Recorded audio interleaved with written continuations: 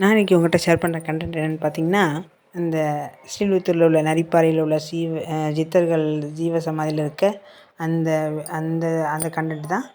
இங்கே பாருங்கள், இந்த சித்தர்கள் இந்த இந்த கீரி இருக்குது பார்த்தீங்களா, இதுதான் பாருங்கள். இவங்க எந்த சித்தர்னு தெரில, ஏதோ ஒரு சித்தர் தான். ஆனால் இது மாதிரி 8 கீரி இருக்குதுன்னு சொன்னாங்க. அந்த 8 கீரியில் ஒரு கீரி இது. அப்போது உண்மையே நீங்கள் பாக்கியம் பண்ணல, ரொம்ப ரொம்ப ரொம்ப பாக்கியம் பண்ணியிருக்கீங்க. நிறைய பேர் பார்க்காம போவாங்க. அந்த ஒருத்தங்களுக்கு வந்தோடனே கிடச்சிருது, ஒருத்தங்களுக்கு ரொம்ப நாள் கிடைக்கல. சில பேருக்கு வந்திருப்பாங்க, அன்னைக்கு காட்சி கொடுத்துருக்கோம். ஆனால் அவங்களுக்கு தெரிஞ்சிருக்காது. இப்போ தாங்க கீழே வந்துட்டுருப்பாங்க, இப்போ தான் கீரி வந்துச்சு போச்சுன்னு சொல்லிடுவாங்க. அவங்க வரும்போது இருந்திருக்காது. ஸோ இந்த மாதிரி அந்த சித்தர்களோட அருள் நமக்கு இருக்கணும்னா ரொம்ப ரொம்ப ஒரு அவங்க நம்மளோட கர்மாவை எடுக்கிறாங்க. நம்ம கோரிக்கையில் நிறைவேற்றி வைக்கிறாங்க.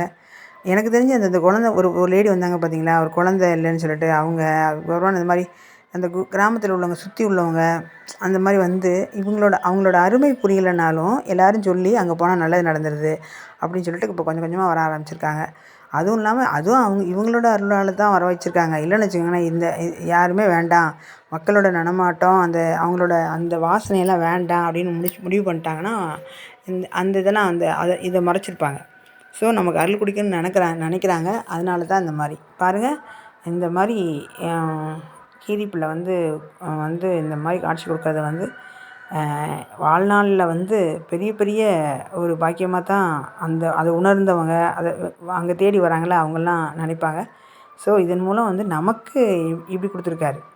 இது உண்மையே நீங்கள் இந்த 18 சித்தர்கள்லையே, அந்த 22 சித்தர்களில் இது அகத்தியரா இல்லை போகரா இல்லை யாருன்னே தெரியாது. ஆனால் இது ஏதோ ஒரு சித்தருங்கிறது மட்டும் ஆணித்தரமான உண்மை.